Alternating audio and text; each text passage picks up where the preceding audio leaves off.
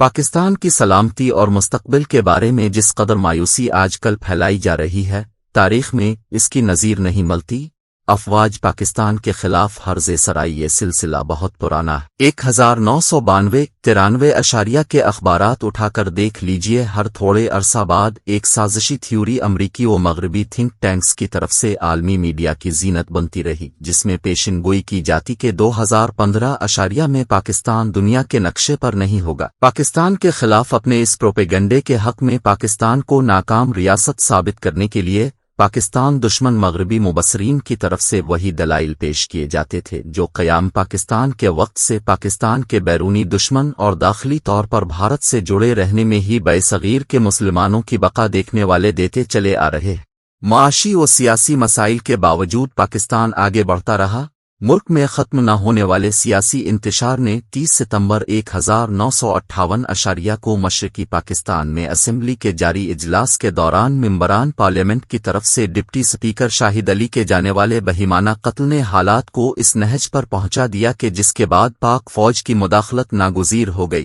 ممبران پارلیمنٹ نے ڈیسک پر لگے مائک راڈ توڑ کر پہلے تو شاہد علی کو اس قدر بے دردی سے تشدد کا نشانہ بنایا کہ اس کا چہرہ مسخ ہو گیا۔ ایسے میں ایک ممبر کی طرف سے شاہد علی کے سر پر مارے پر جانے والے پیپر ویٹسی کو ابدی نیند سلا دیا۔ یہ پاکستان میں پارلیمانی سیاست کا سیاہ ترین دن تھا۔ اس سے قبل صرف 4 برسوں میں پاکستان کے ساتھ وزرائے اعظم کو اقتدار سے باہمی رسا کشی کے نتیجے میں نکال باہر کیے جانے پر بھارتی وزیر اعظم جواہر لال نہرو نے پاکستان کے ساتھ تعلقات پر برسر اقتدار جماعت کے رکن سردار سورن سنگھ کے سوال پر طنزیہ انداز میں جواب دیتے ہوئے کہا تھا کہ ہم نے اس عرصہ میں اتنی دھوتیاں تبدیل نہیں کی، پاکستان میں جتنے وزیر اعظم تبدیل ہوئے۔ جنرل ایوب خان نے اقتدار سنبھالا تو اسے ملک کے انتہائی قابل ذکر سیاستدانوں کی مکمل حمایت حاصل تھی۔ اس کے بعد پاکستان مخالف وہ عناصر جو مغربی جمہوریت کو سرمایہ دارانہ نظام قرار دے کر سوشلزم و کمیونزم کی تعریف کرتے نہیں تھکتے تھے، انہوں نے جنرل ایوب خان کی آمریت کو بنیاد بنا کر پاک فوج کے خلاف جمہوریت پر شب خون مارنے کا بیانیہ تیار کر کے ایسے پروپیگنڈے کی بنیاد رکھی جس کا سلسلہ آج تک جاری ہے۔ بعد ازاں انہیں پاکستان کے ان سیاستدانوں کی حمایت بھی حاصل ہو گئی جو جمہوریت کی آڑ میں ملوکیت پر یقین رکھتے تھے اور اپنے علاوہ کسی کا اقتدار تسلیم کرنے کی بجائے مارشل لا کو اس وجہ سے غنیمت قرار دیتے رہے تاکہ ان کے مخالفین کا اقتدار میں آنے کا راستہ بند ہو جائے۔ پاک فوج کی مخالفت آہستہ آہستہ فیشن بنتی چلی گئی۔ افسوس ان اعلیٰ تعلیم یافتہ دانشوروں پر ہے جو سیاستدانوں کے ہاتھوں جمہوریت کا حلیہ بگاڑنے اور برسر اقتدار افراد جماعت کی طرف سے اقتدار کو اپنے ذاتی مفادات کی تابع بنانے پر کبھی معترض نہیں ہوئے، لیکن فوج پر تنقید اور طعنہ زنی کے لیے ہمیشہ پیش رہے۔ پاک فوج کی مخالفت میں ہمارے ان دانشوروں نے مسئلہ کشمیر کو بھی پاک فوج کی طرف سے بھارت کے ساتھ سرحدی تنازع ہر صورت بنائے رکھنے کی حکمت عملی کا نتیجہ قرار دے کر اپنے اس موقف سے پاکستان عوام کے ذہنوں کو اس قدر آلودہ کیا گیا کہ لوگوں نے تقسیم ہند میں قیام پاکستان کے ساتھ جڑی ان لازمی شرائط کو یکسر فراموش کر دیا جس کے تحت ریاست جموں کشمیر پاکستان کا لازمی جزو قرار پائی تھی۔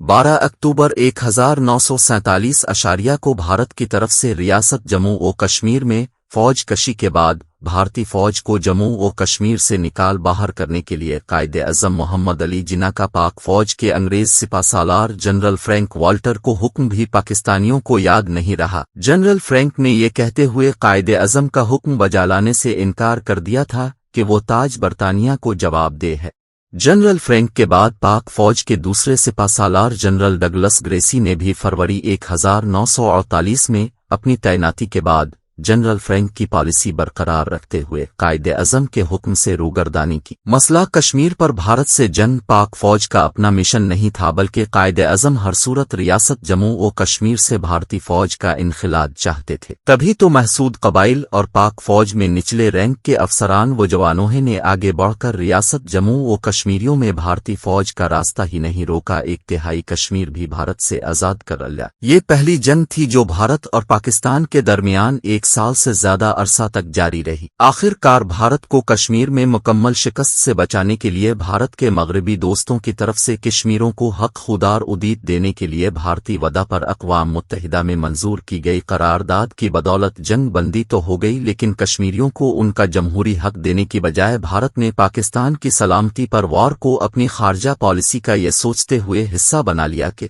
जम्मू और कश्मीर पर नाजायज कब्जा बरकरार रखने के लिए पाकिस्तान का खात्मा जरूरी है। भारत की इस हिकमत अमली ने पाकिस्तान को सिक्योरिटी स्टेट में बदल दिया, मगर हमारे अंदर ऐसे तबकात की कमी नहीं थी जो भारत के इश्क में गिरफ्तार होने की वजह से पाकिस्तान की भारत के खिलाफ दिफाई पॉलिसी को सिक्योरिटी स्टेट बताकर पाक फौज पर तनकीद का सिलसिला आज भी जारी रखे हुए है। गुज़िश्ता 75 बरस पर नजर दौड़ाइए कब पाकिस्तान दुश्मनों ने हमारे मुल्क में सुकून और अमन होने दिया है। 2001 में बरास्ता अफगानिस्तान पाकिस्तान पर दहशतगर्दी को जिस तरह मुसल्लत किया गया, ये पाक फौज के अफसरान और जवान और पाकिस्तान के वो जानिसार बेटे ही हैं जिन्होंने अपनी जान की कुर्बानी देकर अपने हम वतनों को तहफ़्फ़ुज़ और मुल्क की सलामती को मुमकिन बनाया। इस पर भी कुछ पत्थर दिल पाकिस्तानी कहते पाए गए कि क्या हो गया, ये फौजी अपनी जान दे रहे हैं, वो तनख्वाह इसी बात की लेते हैं। लेकिन अगर उन्हें कहा जाए कि वो एक जवान अफसर को पूरी मुलाजमत के दौरान मिलने वाली तनख्वाह के बराबर पैसे लें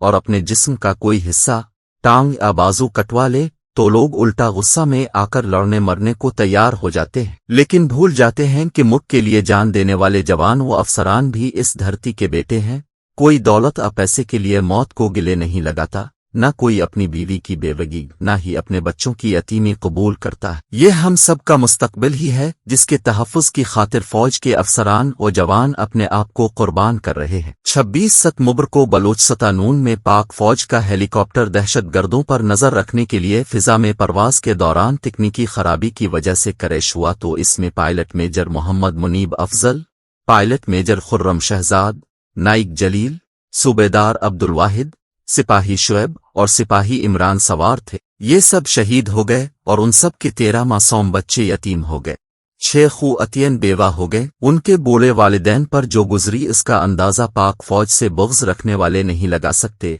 पाक फौज के शहीद अफसरान और जवानों के वर्सा, माँ बाप हो या बीवी बच्चे, ये सब जीते जागते इंसान हैं। ये जब सोशल मीडिया पर या मखसूस नज़रियात के हामिल दानिश्वरों की तरफ से पाक फौज और उसके शहदा पर तनकीद देखते हैं तो सोचिए उनके दिलों पर क्या गुजरती होगी।